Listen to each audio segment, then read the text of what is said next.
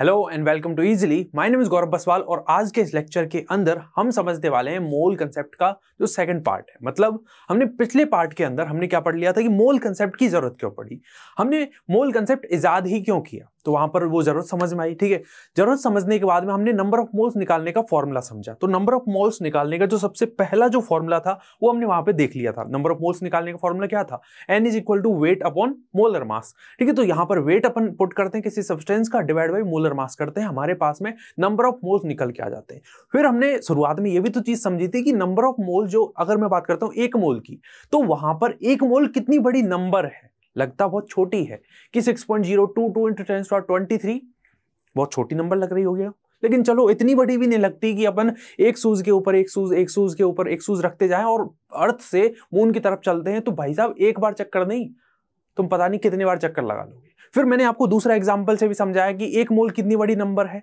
कि अगर मैं एक मोल सैंड पार्टिकल लेता हूं तो वहां पर एक मोल सैंड पार्टिकल का मतलब भाई साहब आप एक ट्रक नहीं, पूरा का पूरा आइलैंड भर सकते हो।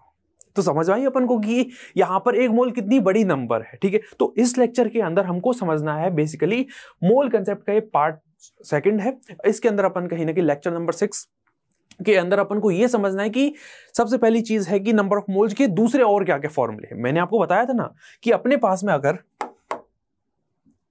अपने पास में क्या है, ये मोल है। ठीक है, अब मोल को निकालने के लिए हम वॉल्यूम के रेस्पेक्ट में चीजें देखते हैं। अरे वॉल्यूम की टर्म में मोल, अगर आपको वॉल्यूम दे दे किसी सब्सटेंस का, उससे मैं नंबर ऑफ मोल्स कैसे निकालूंगा। ऐसे ही अगर मुझे मास दे देता है, क्या दे देता है, मास दे देता है, तो उससे मैं कैसे नंबर ऑफ मोल्स कैलकुलेट करूंगा। और ऐसे ही अगर मेरे पास में क्या है, मेरे पास में नंबर ऑफ एंटिटीज है। क्या है?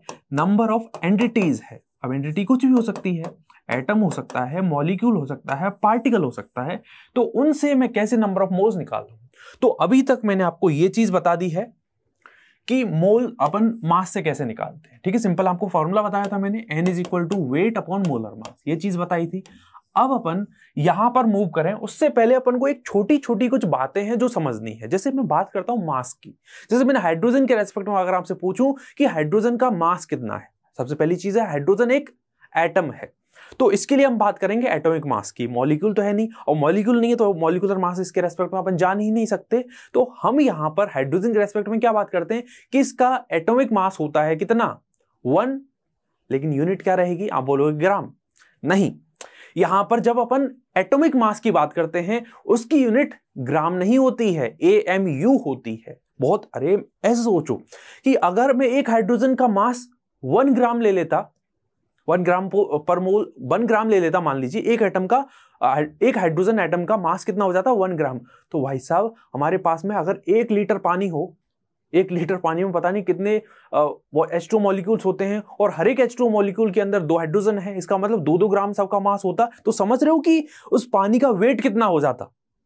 तो ये कहीं ना कहीं इसके अंदर लोचा दिख रहा है। क्या लोचा दिख रहा है ना, कि यहां पर एक हाइड्रोजन एटम का मास 1 ग्राम नहीं होता है, एक होता है, मान लीजिए एक होता है, लेकिन एक AMU होता है। तो यहां पर अपन कुछ छोटी छोटी जो डेफिनेशन है उनके बारे में चर्चा करने वाले हैं। सबसे पहली चीज है AMU, इसको हम कहते हैं atomic mass unit. Atomic mass unit. अब देखिए एटम बहुत छोटी सी स्ट्रक्चर है, बहुत छोटी सी क्या है, एंटिटी है। अब एटम के मास को मेजर करने के लिए बहुत सारे साइंटिस्ट ने क्या किया, एक यूनिट दी जिसको हम कहते हैं एटॉमिक मास यूनिट। ठीक है, एटॉमिक मास यूनिट दे दी, इसको AMU से रिप्रेजेंट करा जाता है, या फिर इसको सिंपली अगर U लिख देता है उसका मतलब भी 1 AMU है। ठीक है, मतलब U है, कहीं ना कहीं AMU है इसका मतलब। ठीक है, अब इसको, इसकी जो वैल्यू है 1 AMU की, वो कितनी होती है, वो होती है 1.66056 इंटू 10⁻24 ग्राम। ठीक है, ये इसकी यूनिट होती है, किसकी होती है, 1 AMU की जो वैल्यू है कहीं ना कहीं क्या हो गई, 1.66 इंटू 1.66056 इंटू 10⁻24 ग्राम। मतलब कितनी छोटी नंबर है, -24, 10⁻24 है, इसका मतलब बहुत छोटी नंबर है ना। तो मैं बात करता हूं हाइड्रोजन के रेस्पेक्ट में, तो वो एक हाइड्रोजन एटम का जो मास होता है, सबसे पहली चीज ये एटम है, तो इसके बात होगी एटॉमिक मास की। अगर मैं बात करता हूं H2O की, तो वो मॉलिक्यूल है, वो बात करा जाएगा उसका कहीं ना कहीं मॉलिक्यूलर मास की बात करोगे, इसका मतलब हाइड्रोजन का मास यहां पर होता है 1 AMU। ठीक है, मैं बात करता हूं जब हीलियम की, उसका मास होता है 4 AMU। ठीक है, जब मैं बात करता हूं लिथियम की, उसका मास होता है 7 EMU। अभी तक आप समझते थे कि अगर मैं एटॉमिक मास बोलता हूं ना तो आप बोलोगे, जैसे हाइड्रोजन के रेस्पेक्ट में बोला 1 ग्राम बोलोगे, ठीक है, लिथियम के रेस्पेक्ट में 7 ग्राम बोलोगे। बट यहां पर कंसेप्ट समझ में आया ही नहीं आया कि 1 EMU बहुत, एक एटम के रेस्पेक्ट में अपन बात कर रहे हैं। एक एटम का जो मास है जनरली हम कैलकुलेट नहीं कर पाएंगे, लेकिन उसको अप्रोक्सीमेटली कुछ एक डाटा से अपन ने रिप्रेजेंट कर दिया कि एक एटम अपने पास है और उसका कहीं ना कहीं mass in terms of 1 EMU अपन रिप्रेजेंट करते हैं, यूनिफाइड की फॉर्म में रिप्रेजेंट करते हैं। और हाइड्रोजन का जो एटॉमिक मास है 1 EMU होता है। कितना EMU होता है? 1 EMU होता है। अब इसको ऐसे भी तो समझ सकते हैं, कैसे कि अगर मैं कंपेयर करूं हीलियम का मास और मैंने कंपेयर किया हाइड्रोजन का मास, ठीक है, तो अब आप ये कह सकते हो क्या कि जो हीलियम का मास है that is 4 times of hydrogen का मास। अरे हीलियम है मेरे पास में, हीलियम का मास कितना है? 4 EMU, और 4 EMU कहीं ना कहीं 4 टाइम्स है क्या 1 EMU का? समझ रहे हो? ऐसे ही मैं बात करूं यहां पर लिथियम के रेस्पेक्ट में, तो लिथियम के रेस्पेक्ट में क्या हो जाएगा? ये 7 EMU हो जाएगा and it will be 7 times of hydrogen का मास। ऐसे ही ऑक्सीजन के रेस्पेक्ट में आप बोल सकते हो ऑक्सीजन का मास होता है 16 EMU, ठीक है, कितना होता है? 16 EMU होता है। इसका मतलब यहां पर 16 टाइम ऑफ हाइड्रोजन का मास, मतलब अपने पास 1 EMU को 16 टाइम हो गया। कहने का मतलब EMU जो है बहुत ही छोटी यूनिट होती है, वैल्यू जनरली अपन को याद होनी चाहिए। समझ में आया क्या? ठीक है, अब जो मैं छोटी छोटी कुछ डेफिनेशन के बारे में चर्चा करने वाले हैं अपन, वो है सबसे पहली चीज एटॉमिक मास,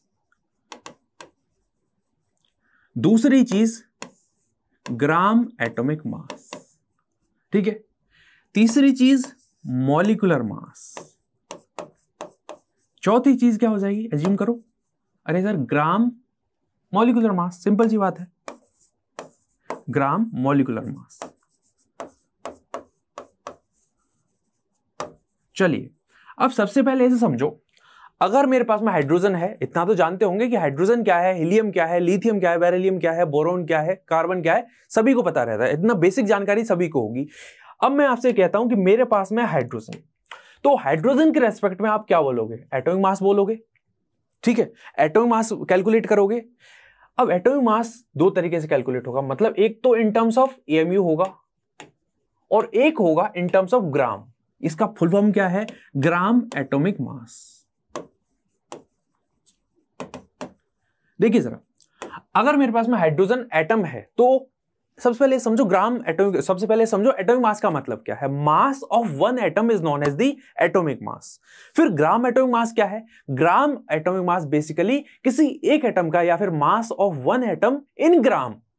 डिफरेंस समझ में आ रहा है क्या? मास ऑफ वन एटम तो एटॉमिक मास भी है, ऐसे ही ग्राम एटॉमिक मास भी मास ऑफ वन एटम है, लेकिन एटॉमिक मास की यूनिट होती है EMU और हमारे पास में जो ग्राम एटॉमिक मास होती है उसकी यूनिट होती है ग्राम या ग्राम, ठीक है। इसका मतलब कुछ बेसिक डिफरेंस समझ में आया। अब दूसरी तरफ बढ़ो, molecular mass. What is molecular mass? अगर मेरे पास में कोई मॉलिक्यूल है, क्या है मेरे पास में? मॉलिक्यूल है, तो एक मॉलिक्यूल का जो मास है that is known as the molecular mass. Mass of one molecule is known as molecular mass. अब ग्राम मॉलिक्यूलर मास क्या है?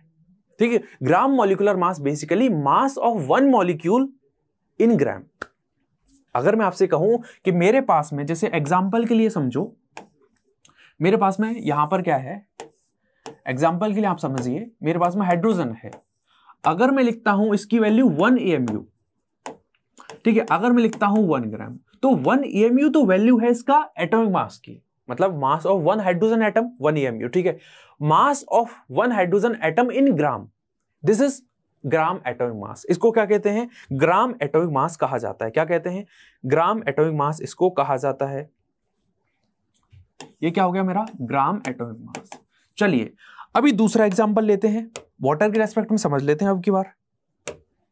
अब देखिए अपने पास में क्या है, दूसरा एग्जांपल ले रहा हूं मैं यहां पर, वाटर। वाटर क्या है? सभी जानती है, दुनिया जानती है, वाटर इज अ मॉलिक्यूल, ठीक है। अब देखिए यहां पर मैं बोलता हूं इसका मास कितना हो जाएगा, एक हाइड्रोजन का 1, ठीक है, 2 का कितना हुआ, 2 हुआ, और ऑक्सीजन का 16, ठीक है। इसका मतलब मेरे पास में 18 EMU आएगा और यहां पर 18 ग्राम आएगा। तो बहुत बेसिक सी जानकारी आपके सामने आ रही है कि यहां पर 18 EMU तो क्या हो गया इसका मॉलिक्यूलर मास, और 18 ग्राम हो गया इसका ग्राम मॉलिक्यूलर मास। एक मैं इसको ब्यूटी ही तो कहूंगा कि दोनों की यूनिट डिफरेंट है। दोनों कौन सा, मैं एटॉमिक मास ले लेता हूं, ग्राम एटॉमिक मास ले लेता हूं। दोनों की यूनिट भले ही डिफरेंट है लेकिन हमेशा वैल्यू सेम रहेगी। कोई सा भी एग्जांपल ले लो, यूनिट डिफरेंट होगी। मतलब अगर एटॉमिक मास की बात करता हूं, एटॉमिक मास की यूनिट एमयू होती है। अगर मैं बात करता हूं ग्राम एटॉमिक मास की, उसकी यूनिट ग्राम हो जाती है। सिंपल, नाम के आगे लगा हुआ है, ठीक है। लेकिन वैल्यूज अगर ऑब्जर्व कर पा रहे हो आप, तो दोनों की वैल्यूज सेम है। यहां पर इसकी भी 1 है, इसकी भी 1 है। ये क्या है, मेरा एटॉमिक मास है, ठीक है। और यहां पर देखो जरा, यहां पर भी क्या है, दोनों की वैल्यूज सिमिलर है लेकिन यूनिट डिफरेंट है। यूनिट क्या है, डिफरेंट है। तो ये कहीं ना कहीं ब्यूटी है ना, कि अपन को क्वेश्चन में गलती होने के चांसेस भी बहुत कम हो गए। अरे भाई साहब, यूनिट वाली डिफरेंट हो गई लेकिन यहां पर अपने पास वैल्यू तो सेम है। तो अगर मैं बोलता हूं हाइड्रोजन का मास कितना है, तो आप बोलोगे 1, ठीक है। अब आगे आपने कहीं ना कहीं चालाकी कर दी कि अपने पास में यूनिट नहीं बोली। आपने ये नहीं बताया ना कि एटॉमिक मास पूछ रहे हो या फिर ग्राम एटॉमिक मास पूछ रहे हो, ऐसा नहीं बोला आपने, ठीक है। ऐसे में पूछता हूं, अपने पास में अमोनिया है। अमोनिया मॉलिक्यूल सभी जानते हैं कि अमोनिया मॉलिक्यूल का फॉर्मूला होता है NH3। इसका मैंने पूछ लिया आपसे मास, तो आप बोलोगे 17। कोई पूछता 17 बोलना है, अभी तक उसने क्लैरिफाई नहीं किया ना कि वो मॉलिक्यूलर मास पूछ रहा है या फिर ग्राम मॉलिक्यूलर मास पूछ रहा है, ठीक है। अगर बोलता है सिंपली मास, तो आपको बाय डिफॉल्ट मान के चलना है कि वो जानना चाह रहा है एएमयू के अंदर, अगर उसने सिंपली मास बोला है। लेकिन अगर वो बोलता है मोलर मास या फिर ग्राम एटॉमिक मास या फिर ग्राम molecular mass, it will depend on the molecule या फिर जो भी अपने पास में स्पीसीज है, कि अगर वो मॉलिक्यूल है तो आप ग्राम मॉलिक्यूलर मास बोल दोगे, ठीक है। अगर वो एटम है तो आप उसका एटॉमिक मास बोल दोगे। सिंपल सी बात है, ठीक है। तो कहने का मतलब यहां पर 17 EMU तो इसका हो जाएगा ग्राम मॉलिक्यूलर मास। एटॉमिक मास थोड़ी हो सकता है, अरे मॉलिक्यूल है, ठीक है। ऐसे अपने पास में 17 ग्राम इसका हो गया क्या, ग्राम मॉलिक्यूलर मास। समझ में आई होगी। ऐसे ही अपन डिफरेंट मॉलिक्यूल की यहां पे बात करें जो कि हमारे एग्जाम में काम आते हैं। डिफरेंट कंपाउंड्स हैं, बेसिक सी जानकारी होनी चाहिए। एटलीस्ट जो 20 तक के एलिमेंट है, मतलब अगर मैं बात करता हूं एटॉमिक नंबर 1 से 20 तक के एलिमेंट, उनका हमको एटलीस्ट मॉलिक्यूलर मास या फिर मोलर मास अपन को पता होना चाहिए, ठीक है। अगर वो एटम्स है, मतलब अरे एटम है तो आप क्या बोल दोगे, एटॉमिक मास, ठीक है, वो याद होना चाहिए। अगर मैं बात करता हूं मॉलिक्यूलर मास, तो मॉलिक्यूलर मास हम बना लेंगे वहां पर। सिंपल सी कहानी है। इसका मतलब 1 से लेके 20 तक के जो एलिमेंट हैं उनका हमको मास पता होना चाहिए। अब एक चीज और यहां पर देख लो जरा, लगे हाथ, जब अपन पढ़ ही रहे हैं तो एक चीज यहां पे और देख लो।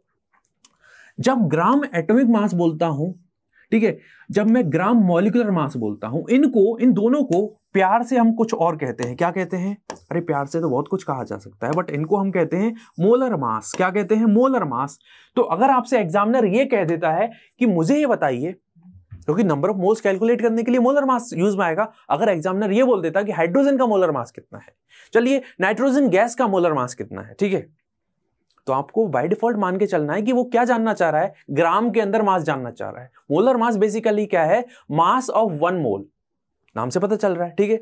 लेकिन ये किसके अंदर, इसकी यूनिट क्या होगी, कहीं ना कहीं हम बात करें ग्राम पर मोल, ठीक है। ग्राम पर मोल के अंदर, मतलब अगर आपसे यूनिट पूछी जाए, मैंने क्या बोली इसकी डेफिनेशन, मास ऑफ 1 मोल।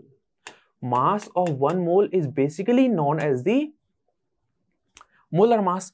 अगर मैं आपसे कहता हूं हाइड्रोजन का मोलर मास कितना है, आप बोलोगे 1 ग्राम। और पर मोल की बात चल रही है ना, कि अगर मैं 1 मोल हाइड्रोजन एटम लेता हूं तो उनका मास 1 ग्राम पर मोल होगा। मतलब मैंने क्या बोला, 1 मोल हाइड्रोजन लिया तो उनका मास 1 ग्राम होगा। और 1 मोल के अंदर कितने एटम आ जाएंगे, 6.022 × 10⁻23 एटम्स। अगर मैं बोलता हूं ऑक्सीजन एटम्स, 1 मोल ऑक्सीजन एटम मतलब 6.022 × 10⁻23 एटम्स, उनका मास होगा कैलकुलेट करके 16 ग्राम। तो देख रहे हो, एक एटम का अगर मास, एक एटम का मास इतना ग्राम के अंदर हो जाता, एक एटम का नहीं है, 6.022 × 10⁻23 एटम्स मिलके इतना मास बना पा रहे हैं, इतना ग्राम के अंदर मास बना पा रहे हैं, ठीक है। ऐसे ही लगे हाथ अपन छोटी मोटी चीजें आपको बता देता हूं। मेरे पास में अगर हाइड्रोजन हो, मेरे पास में हीलियम हो, लिथियम हो, बेरिलियम हो, बोरोन हो, कार्बन हो, नाइट्रोजन हो, ऑक्सीजन हो, क्लोरीन हो और नियोन हो, ठीक है। इधर क्या है अपने पास में, जानते होंगे, ना मांग अल्लाह से पेप्सी, सोडा, कोला और काजू केक। समझ में आया, ना मांग अल्लाह से पेप्सी, सोडा, कोला और काजू केक, ठीक है। अब देखो जरा, आपको यहां पे मैं ट्रिक बता रहा हूं। ट्रिक क्या है? ट्रिक बहुत सिंपल सी बात है कि अगर आपको एटॉमिक नंबर पता है किसी भी चीज का, हाइड्रोजन का पता है, हीलियम का पता है, यहां से लेके यहां तक के एलिमेंट का एटॉमिक मास एटॉमिक नंबर पता है, तो कहने का मतलब अगर वो एटॉमिक नंबर एक तरफ क्या हो सकता है, atomic number can be odd या फिर atomic number can be even. अगर एटॉमिक नंबर इवन है तो उस केस में उसका मोलर मास बनाने के लिए अपन को क्या करना है, डबल कर दो उसका atomic number, double the atomic number, double the Z value. अगर उसकी ऑड वैल्यू है, एटॉमिक नंबर की वैल्यू क्या है, ऑड है, तो उस केस में आपको डबल कर दी है, double the Z value plus 1 कर दो। ये ट्रिक अपन को यूज करनी है। इसी को यूज करके हाइड्रोजन का पता है, हाइड्रोजन का 1 2 3 4 5 6 7 8 9 10। तो अब आपको ऑड पता है, इवन पता है, ठीक है, उसके बेस पर अपन चीजें बनाते हैं। हाइड्रोजन का हो जाता है कितना, हाइड्रोजन बेसिकली ऑड नंबर है। सबसे पहली चीज है हाइड्रोजन एक्सेप्शन होगा, हो गए शुरू। हाँ, अरे हाइड्रोजन का जो मास होता है, बस ट्रिक है बेसिकली, कोई कंसेप्ट तो मैंने बताया नहीं, तो ट्रिक कहां पे बैठ सकती है पहले बता रहा हूं। हीलियम के केस में बैठ जाएगी, अरे 2 एटॉमिक नंबर है, ठीक है, एटॉमिक नंबर कैसा है, एटॉमिक नंबर इवन है, इवन के केस में आपको डबल करना है, 4 हो गया इसका एटॉमिक मास, मोलर मास कहीं ना कहीं, ठीक है, इसका 7 हो जाएगा, इसका 9 हो जाएगा, ये बेसिकली एक्सेप्शन है, ठीक है, इसका देखो 11 हो जाएगा, कार्बन का 12 हो जाएगा, ठीक है, इसके नाइट्रोजन केस में होना क्या चाहिए था, 7 × 2 + 1 होना चाहिए, तो 15 आना चाहिए, बट होता 14 है। तो आपको क्या करना, बाकी का सबका बैठ जाएगा यहां पर, बाकी सबका बैठ जाएगा उस ट्रिक के अंदर, ठीक है। तो क्या क्या याद रखना है, एक तो आप याद रखना यहां पर हाइड्रोजन का इसका होता है 1, ठीक है, ऐसे ही बेरिलियम का याद रखना और कार्बन का याद रखना, ठीक है, सॉरी कार्बन नहीं, एक नाइट्रोजन का याद रखना, ठीक है। तो अभी यहां पर 11 से लेकर 20 तक के एलिमेंट में देखते हैं, वही ट्रिक अपन यूज करेंगे। इसका हो जाएगा 23, इसका 24 हो गया, इसका 27 हो गया, इसका 28 हो गया, इसका 31 हो जाएगा, इसका 32 हुआ, 16 का डबल करोगे ना, इवन नंबर है। क्लोरीन का ये एक्सेप्शन है भाई, इसका होता है 35.5, ठीक है, आर्गन का 36 होगा, क्रिप्टॉन का 39 होता है, क्रिप्टॉन बोल रहा हूं क्या, पोटेशियम बोलना भाई, आर्गन क्रिप्टॉन नहीं, आर्गन पोटेशियम, ठीक है, 19 वाला एलिमेंट पोटेशियम होता है सर, ठीक है। कैल्शियम का क्या हो जाएगा, 40 हो जाएगा। तो यहां तक ये चीजें मैंने समझा दी। अब लगे हाथ ऐसा करो, इसको भी एक बार देख लो। अब देखो, मैंने आपको 20 तक के एलिमेंट की तो बता दी है ना, 20 तक के एलिमेंट की चीजें बता दी हैं। अगर वो देता है कहां से, अपने पास में 21 से लेके आगे के जो एलिमेंट हैं उनमें से कोई सा भी एलिमेंट हमारे सामने होगा, तो जनरली वो क्या करता है, हमको साइड में उनका मोलर मास दे देता है।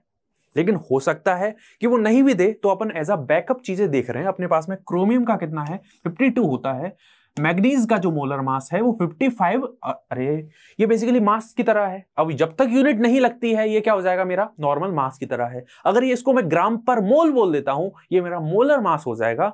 लेकिन अगर मैं इसको केवल क्या लिखता हूं, एमयू लिखता हूं, तो उस केस में ये मेरा क्या हो जाएगा, एटॉमिक मास हो जाएगा। सिंपल सी बात है, बहुत प्यारी प्यारी चीज है, मैंने आपको बता दी है। ऐसे ही अपने पास में कॉपर है, आयरन है, आयरन का याद रखना 56 होता है अपने पास में। अगर 63.5 किसके केस में हो जाता है, अपने पास में कॉपर केस में। ऐसे ही ब्रोमीन का 80, जिंक का कितना होता है 65, एजी का कितना 108, बेरियम का कितना 137, एचजी अपने पास मरकरी का कितना है 200 होता है। यहां पर ट्रिक नहीं बैठ रही है, वो 1 से लेके 20 तक के एलिमेंट में बैठती है, और उनमें भी कुछ एक्सेप्शन है। कौन, हाइड्रोजन है, बेरिलियम है, नाइट्रोजन है। और अपने पास में 11 से लेके 20 में कौन कौन से एक्सेप्शन थे, अपने पास में क्लोरीन थी, ठीक है। तो चलिए अब स्टार्ट करा जाए हमारे पास में कि हमने क्या पढ़ा था पिछले लेक्चर के अंदर। देखिए ये सब असला बारूद हमने तैयार किया है। जब एक वॉर के अंदर जाते हैं ना, तो हम हमारे पास में सारे हथियार होने चाहिए। बिना तैयारी के पहुंच गए वॉर के अंदर, कोई मतलब ही नहीं निकलेगा, ठीक है, दुश्मन देखेगा उड़ा देगा। तो दुश्मन हमारा यहां पर कौन है, क्वेश्चन है। तो क्वेश्चन को उड़ाने के लिए क्या करना पड़ेगा भाई साहब, पूरी तरीके से तैयारी करके जाना पड़ेगा। तो पूरी तरीके से तैयारी कैसे, हमने नंबर ऑफ मोल्स पढ़ा था, तो मैंने आपको क्या क्या चीजें बता दी, मैंने आपको बता दिए थे कि नंबर ऑफ मोल्स निकालने का ये फॉर्मूला होता है, वेट अपॉन मोलर मास। तो मोलर मास अब मैंने बता दिया है, अब अपन आगे की चीजों की तरफ बढ़ सकते हैं, ठीक है। अगर क्वेश्चन भी आता है तो हम कर पाएंगे। अब देखिए जरा, हमारे पास में क्या होता है, जो नंबर ऑफ मोल्स होते हैं वो बराबर होते हैं number of entities divide by Na के। ये सर हुआ कैसे, तो याद करो पहला लेक्चर मोल कंसेप्ट का, पोल खोल ऑफ मोल। तो उसमें मैंने बताया था कि अगर मेरे पास में 1 मोल क्या है, 1 मोल एंटिटीज है या 1 मोल मेरे पास में है वैल्यू, या n की वैल्यू कितनी है 1 है, तो उस केस में उसके अंदर Na क्या होते हैं, एंटिटीज होते हैं। क्या होते हैं, एंटिटीज होते हैं। अब अगर मैं ऐसा करूं यहां पर, अब अगर ऐसा करता हूं मेरे पास में कि अपने पास में क्या है यहां पर Na बराबर इतनी एंटिटीज हैं, तो ये कैसे आएगा, अरे इसको जस्टिफाई अगर मैं ऐसे करूं कि n बराबर क्या है, मैंने यहां पर कहीं ना कहीं ये क्या है मेरे पास में एंटिटीज की नंबर है, Na बराबर हो गई, इसका मतलब Na डिवाइड बाई Na हो गया। अरे n की वैल्यू इस केस में कितनी है, Na के बराबर है। कहने का मतलब अपने पास में 1 मोल एंटिटीज जो होती हैं वो इसके बराबर होती हैं, बताया था मैंने। अरे मैंने यही तो बताया था यार, मैंने क्या बताया था कि 1 मोल जो होता है that is equal to 6.022 in 10⁻23 entities, और इस नंबर को क्या बोलते हैं, एवोगाड्रोस नंबर बोलते हैं। अब ये 1 मोल, इसको जस्टिफाई मैं कर रहा हूं कैसे आया ये, ठीक है। इसका मतलब क्या है कि नंबर ऑफ मोल्स बराबर कहीं ना कहीं किसके बराबर है, number of entities divide by Avogadro's number के। तो ये फॉर्मूला और होता है, ये वाला हो गया सेकंड फॉर्मूला अपने पास में। तो पहला फॉर्मूला क्या था, पता चल चुका है, अरे यही तो था, n is equal to weight upon molar mass. दूसरा फॉर्मूला क्या है मेरे पास में, दूसरा फॉर्मूला ये वाला हो गया, number of moles is equal to number of entities. n किसको रिप्रेजेंट कर रहा है, एंटिटी को। एंटिटी क्या क्या हो सकती है, एटम हो सकता है, मॉलिक्यूल हो सकता है, पार्टिकल हो सकता है, मेजरली यही रहेगा। पार्टिकल के अंदर अपना कोई भी इलेक्ट्रॉन आ सकता है, न्यूट्रॉन आ सकता है, ठीक है। अपने पास में कोई भी प्रोटॉन हो सकते हैं, ठीक है। इसका मतलब एंटिटी क्या क्या हो सकती है, प्रोटॉन हो सकता है, इलेक्ट्रॉन हो सकता है, ठीक है, न्यूट्रॉन हो सकता है, या फिर आयन हो सकता है, या फिर कोई भी मॉलिक्यूल हो सकता है, ठीक है। बट 1 मोल अगर मैं कोई भी एंटिटी बोलता हूं तो उसके अंदर इतने नंबर उसकी एंटिटी की रहेंगी। समझ में आया क्या, ठीक है। अब यहां पर समझिए कुछ क्वेश्चंस कर लेते हैं इसी बेस्ड, क्योंकि जब तक क्वेश्चन हम करेंगे नहीं ना तब तक चीजें हमारे दिमाग से निकलती रहेंगी। तो अपने पास में क्या है कि यहां पर क्या है, ये क्वेश्चन है, थोड़ा करते हैं इसको। यहां पर लिखा जाएगा 1 ग्राम, ठीक है, सॉरी ग्राम लिखा जाएगा मोल की जगह। तो which of the following would contain 1 mole of particles. क्या बोला है, एग्जामिनर ने ये कहा है कि हमारे पास में है नंबर ऑफ मोल्स की जो वैल्यू है वो 1 है, ठीक है। हमको कुछ केसेस दे रखे हैं, बहुत सिंपल क्वेश्चन है, बहुत सिंपल सा है कि अपने पास में ग्राम में वैल्यू है और वो एटम दे रखा है या फिर मॉलिक्यूल दे रखा है, उसके रेस्पेक्ट में आपको कैलकुलेट करना है कि किस केस में n की वैल्यू 1 आती है, किस केस में n की वैल्यू 1 आएगी। तो आप बड़ी आसानी से कर सकते हो इस क्वेश्चन को। सबसे पहला वाला केस देखिए, अपने पास में है 0.5 ग्राम H2। तो आपको पता है वेट कितना दे दिया है, वेट दे दिया है 0.5, और एक हाइड्रोजन का जो मास होता है वो कितना होता है, 1 होता है। 2 का कितना हो जाएगा, 2 हो जाएगा। क्या यहां पर नंबर ऑफ मोल्स की वैल्यू 1 के बराबर है, नहीं है, इसका मतलब A is not the right answer. दूसरी चीज देखिए जरा, 16 ग्राम क्या है, 16 ग्राम मतलब 16 डिवाइड बाई अपने क्या हो जाएगा, ऑक्सीजन 18 है, मतलब मोलर मास कितना हुआ, 18 हो गया। अरे ऑक्सीजन जो होता है उसके कुछ आइसोटॉप होते हैं, एक तो होता है 8 ऑक्सीजन 16। यहां पर भाई साहब ने पहले ही मेंशन करके दे दिया है कि ऑक्सीजन 18 है, इसका मतलब आप उसको 18 से डिवाइड करोगे, 16 से डिवाइड नहीं करोगे। उसका जो मोलर मास है वो किसके बराबर होगा, 18 ग्राम पर मोल के। इसका मतलब n की वैल्यू यहां पर that is not equal to 1। Clear है। अब अगला क्वेश्चन देखिए यहां पर, मतलब अगला ऑप्शन देखो जरा, अगला ऑप्शन की अपने पास में C है, C का वेट कितना दे रखा है, C के केस में 16 ग्राम CH4 ले रखा है। तो इसका आप मोलर मास कैलकुलेट करते हैं, तो मोलर मास बराबर CH4 के रेस्पेक्ट में कैसे निकालोगे, कार्बन का होता है 12 प्लस एक ऑक्सीजन, एक हाइड्रोजन का कितना होता है, एक हाइड्रोजन का 1 होता है, 4 का कितना हो जाएगा, 4 हो जाएगा। इसका मतलब 16 ग्राम पर मोल इसका मोलर मास निकल के आ चुका है।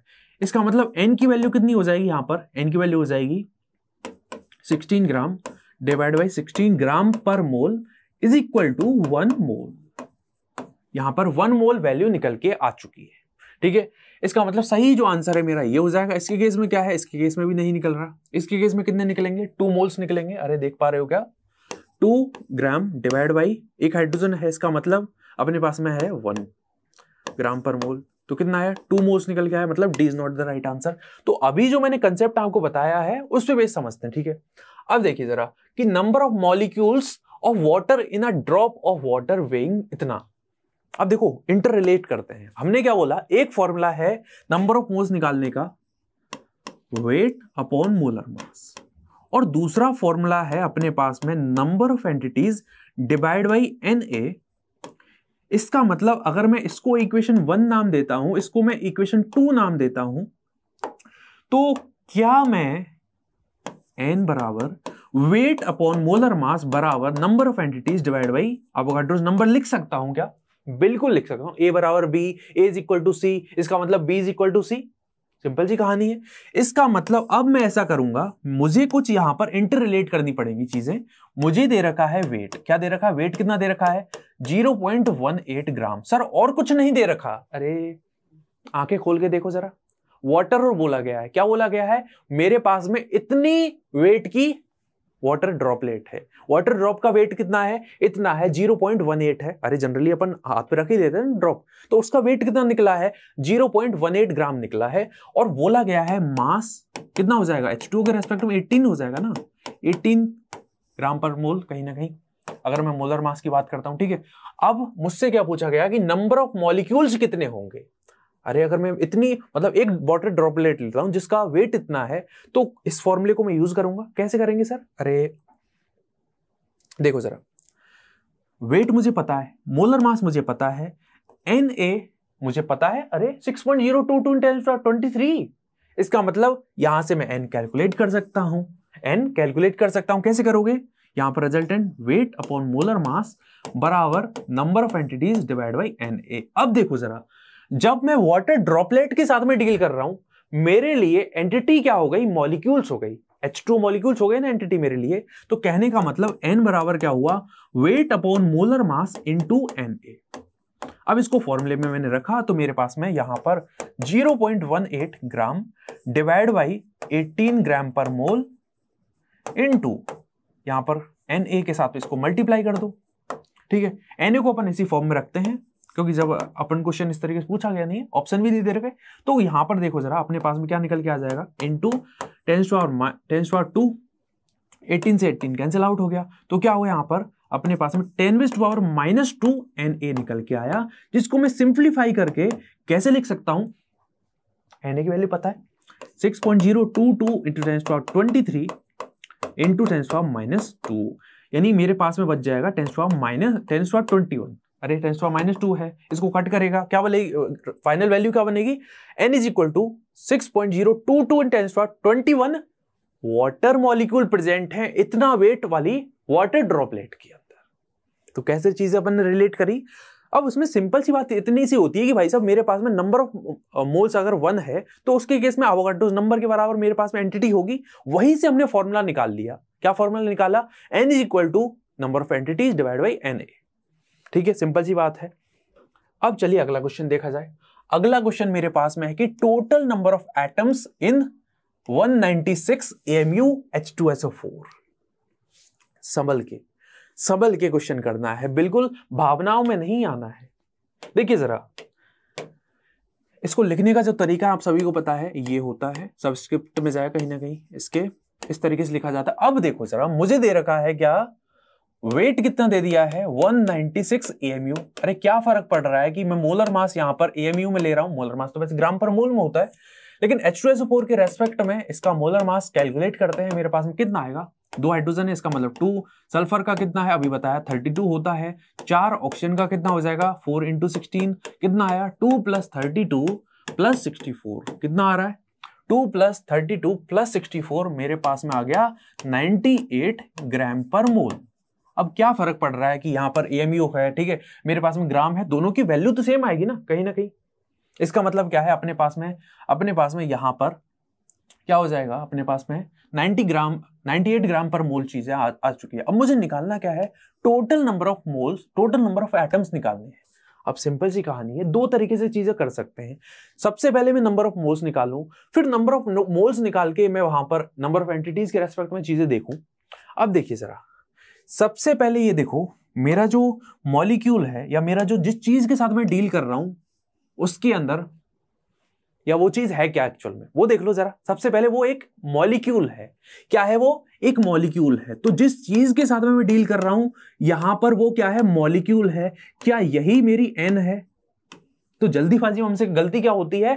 टोटल नंबर ऑफ एटम्स यहीं पे उसी को n मान लेते हैं, बट वो नहीं है n। n यहां पर क्या है? मेरा जिस चीज के साथ में डील कर रहा हूं वो है मेरा H2SO4। और इसके अंदर जब मैं इसको सिंपल एक मॉलिक्यूल की बात करता हूं, इसके एक मॉलिक्यूल की बात करता हूं, तो इसके अंदर कितने एटम है? 4, 5 और 2 7। इसका मतलब इसके अंदर है 7 एटम, यानी एक मॉलिक्यूल के अंदर 7 एटम प्रेजेंट है। पहले ही लिख देता हूं, जल्दीबाजी में गलती यहीं पे होती है, बाकी सवाल तुम कर लोगे, कोई बड़ी चीज नहीं है उसके अंदर। अब देखो जरा, अब देखो मैंने क्या किया, n बराबर weight upon molar mass is equal to number of entities divide by N. यहां तक समझ में आया होगा, ये फॉर्मूला पता है, ठीक है। अब देखिए जरा, अब देखो जरा, अपने पास में वेट क्या है, वेट कितना दे रखा है? 196 एमयू है, ठीक है, डिवाइड बाई 98, ठीक है। इसका मतलब n निकाल सकता हूं, और n क्या है मेरा? पहले बता रहा हूं मॉलिक्यूल है, गलती यहां पे गलती करनी नहीं है बिल्कुल, इस जगह पे गलती होती है और करनी नहीं है हमको बिल्कुल, अगर एग्जाम में सक्सेस पानी है। इनटू एन कर दूं, क्या हो जाएगा यहां पर? ये 2 टाइम्स कट हो गया, इसका मतलब मेरे लिए n बराबर कितना आ गया? 2 इंटू एन ए। ये मेरे हो गए क्या? Number of H2SO4 molecule. मेरे पास में जो H2SO4 मॉलिक्यूल्स हैं वो कितने हैं? 2Na के बराबर आ चुके हैं। कितने Na के बराबर आ चुके हैं?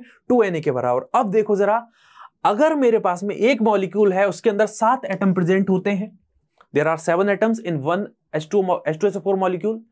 अगर मेरे पास में इतने H2SO4 मॉलिक्यूल हैं, कितने? 2Na के बराबर, तो कितने एटम हो जाएंगे? सिंपल सी बात है, 14Na यहां पर सही आंसर होगा। क्या होगा? 14Na is the right answer. क्या है? ए इज द राइट आंसर। गलती कहां पर होती है? यहां पर होती है, खतरे की घंटी ये है, इसको मैं पहले बता रहा हूं।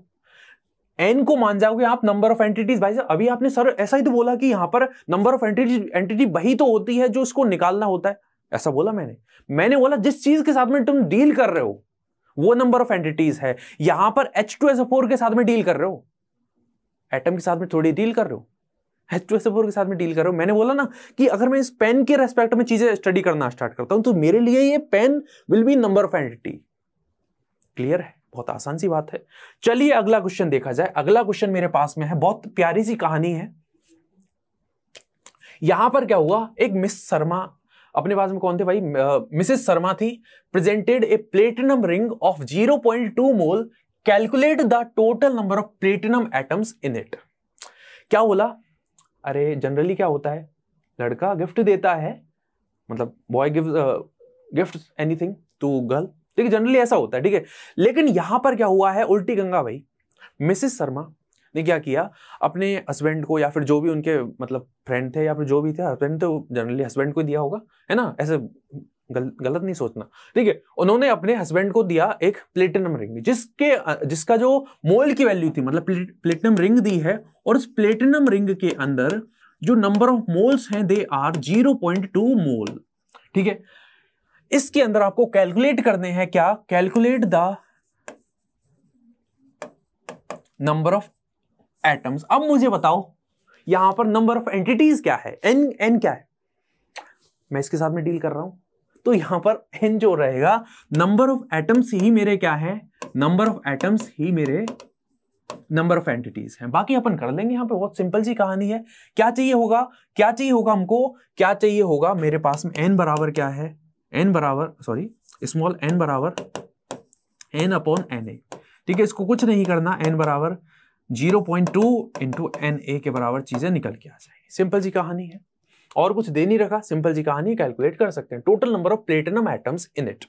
अरे पता ही नहीं पता, नहीं पता। ये बेसिकली क्या होता है, अगर मैं प्लेटिनम की स्ट्रक्चर देखता हूं, एक रिंग की स्ट्रक्चर देखता हूं, उसके अंदर एटम्स बेसिकली मेरी जिसके साथ में डील कर रहा हूं या एंटिटी होती है वो प्लेटिनम एटम्स है।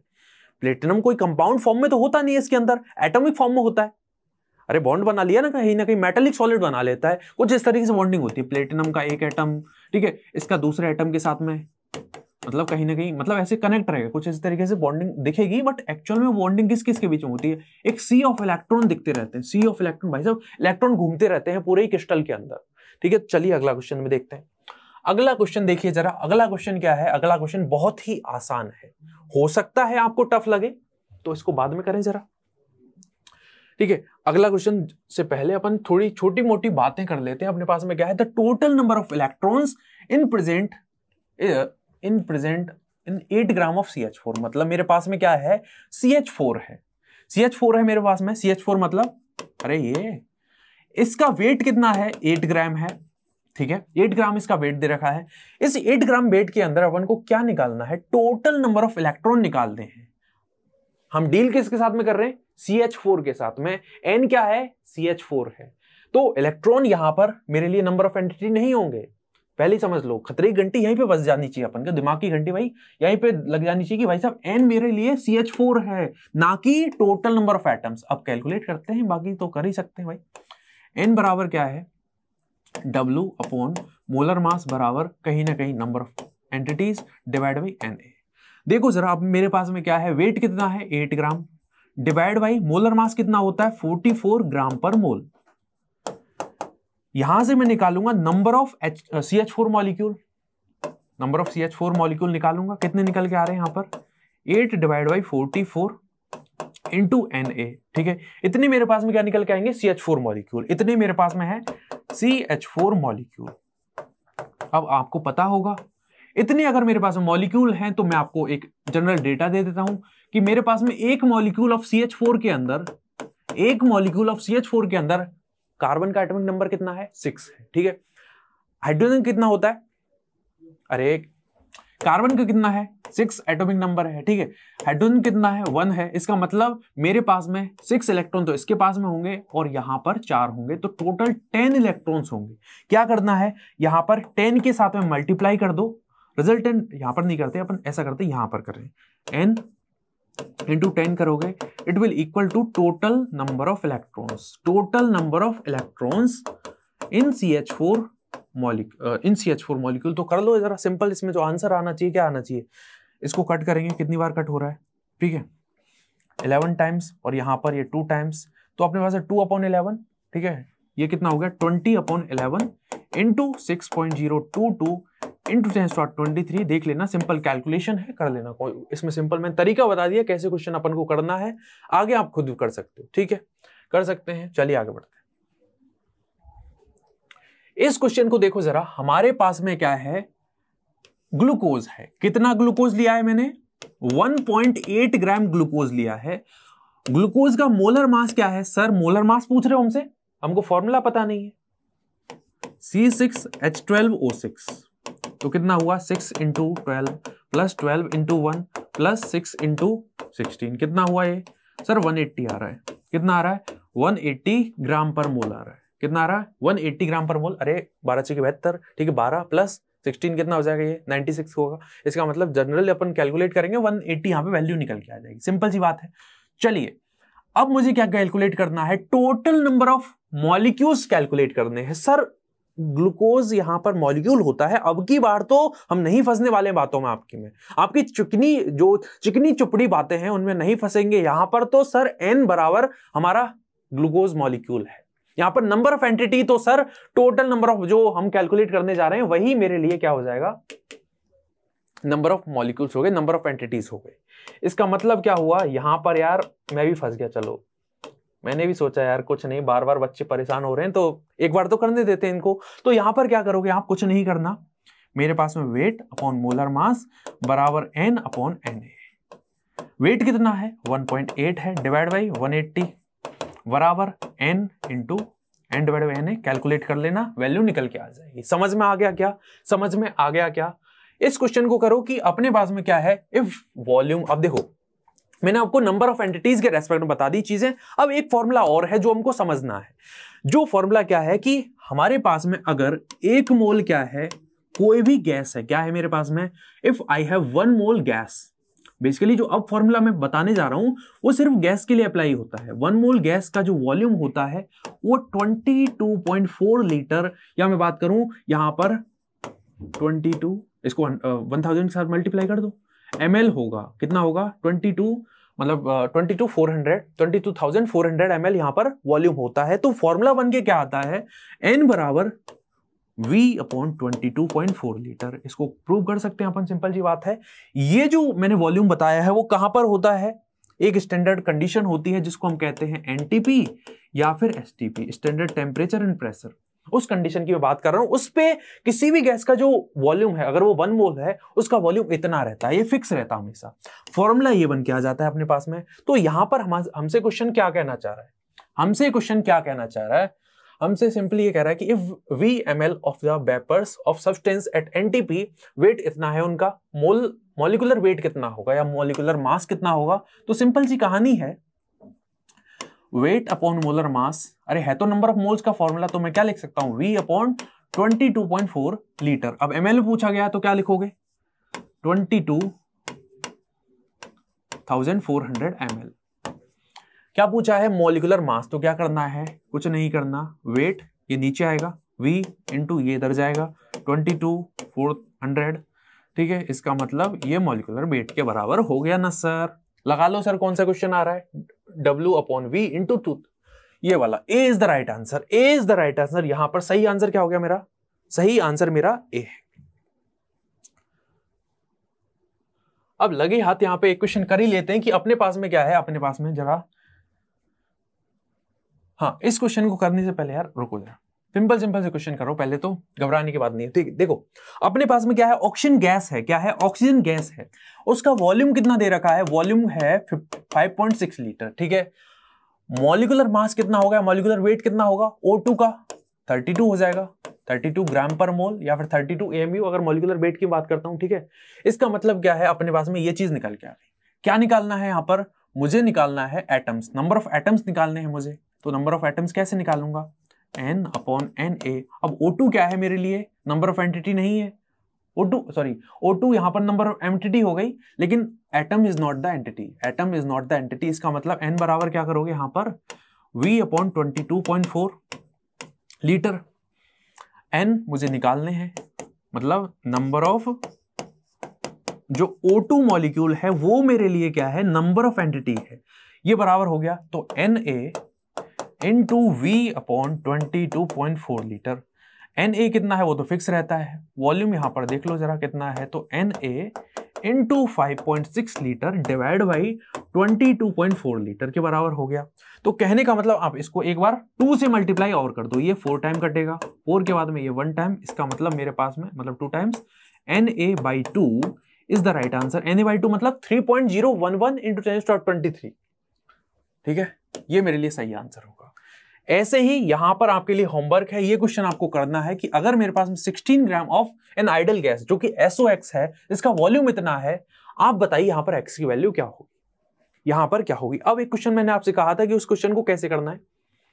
हमारे पास में हीमोग्लोबिन है, आप सभी जानते हैं हमारे ब्लड के अंदर क्या होती है, हीमोग्लोबिन होती है, और उस हीमोग्लोबिन की वजह से हमारा जो ब्लड का कलर है वो रेड होता है, ठीक है। यहां पर एग्जामिनर ये कहना चाह रहा है कि हमारे पास में जो हीमोग्लोबिन है उसका मॉलिक्यूलर वेट कितना है, मॉलिक्यूलर वेट कितना है, मॉलिक्यूलर वेट है 67,200, ठीक है, इतना उसका मॉलिक्यूलर मास है, ठीक है। तो मॉलिक्यूलर वेट कैसे कैलकुलेट करोगे, मॉलिक्यूलर वेट तो पता है अपन को यहां पर, और हीमोग्लोबिन के अंदर आयरन की जो अमाउंट है, परसेंटेज ऑफ आयरन कितना है, 0.334 इतना आयरन प्रेजेंट है। इसका मतलब यहां पर अपन क्या कैलकुलेट करेंगे, number of iron atoms present in 2 molecules of haemoglobin. अपने पास में क्या है, 2 मॉलिक्यूल्स ऑफ हीमोग्लोबिन है, यहां पर कहीं ना कहीं 4 एटम अपने पास में निकल के आने चाहिए एक मॉलिक्यूल के अंदर। तो दो के अंदर कैसे निकलेंगे, 8 एटम्स निकलेंगे। कैसे निकलेंगे जरा देखो, अगर मैं बात करता हूं परसेंटेज ऑफ आयरन की, तो परसेंटेज ऑफ आयरन कैसे निकालोगे, परसेंटेज ऑफ आयरन दे रखी है, वो निकलेगी कि अपने पास में आयरन है उसका mass into x divide by अपने पास में टोटल जो मास है, तो उसको मैं कैलकुलेट करूंगा। यहां पर निकलेंगे एक्स की वैल्यू 4 एक के लिए, तो 2 के लिए कितनी निकलेगी, 8 निकल के आएगी। सही जो आंसर होगा यहां पर कुछ इस तरीके से कैलकुलेट करेंगे। तो आने वाले लेक्चर के अंदर अपन और एस्पेक्ट ऑफ केमिस्ट्री पढ़ेंगे। यहां तक हमने समझ लिया कि मोल होता क्या है, ठीक है, मोल के फॉर्मूले क्या होते हैं, ग्राम एटॉमिक मास क्या होता है, ठीक है, ग्राम मॉलिक्यूलर मास क्या होता है, ठीक है। ऐसे ही जीएम की मैंने बारे में चर्चा करी, मोलर मास के बारे में भी चर्चा कर ली। आने वाले लेक्चर के अंदर हम समझने वाले हैं एक नए टॉपिक के बारे में, विच इज स्टोइकियोमेट्री। फिर उसके बाद हम लिमिटिंग रीजन के बारे में समझेंगे। अब स्टोइकियोमेट्री होती क्या है उसके बारे में अपन को अगले लेक्चर के अंदर समझना है। तो इस लेक्चर में बस इतना ही, and thank you very much.